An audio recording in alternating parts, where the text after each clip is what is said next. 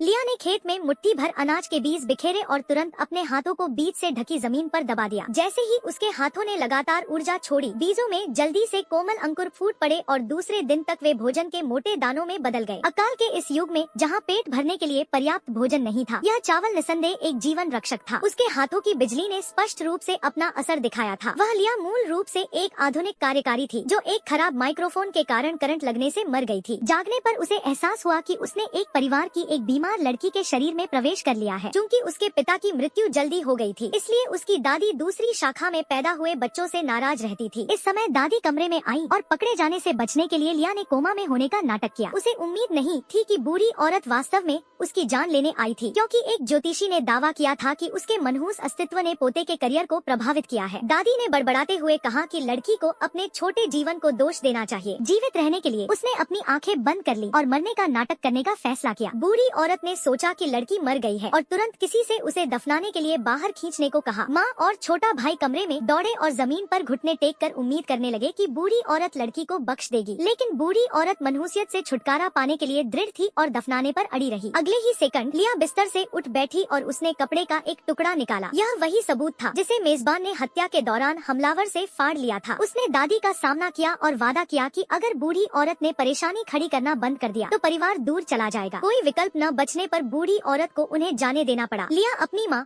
और छोटे भाई को वापस उनके ग्रामीण गृह नगर ले गई। दरिद्र होने के कारण खाना भी एक समस्या बन गया। लिया रात को भोजन की तलाश में निकली और उसने पाया कि उसके हाथ बिजली का संचालन कर सकते हैं, जिसका उपयोग उसने नदी में मछलियों को मारने के लिए किया। अगले दिन उसने परिवार के लिए मछलियाँ पकाई। यह दृश्य दो ग्रामीणों द्वारा देखा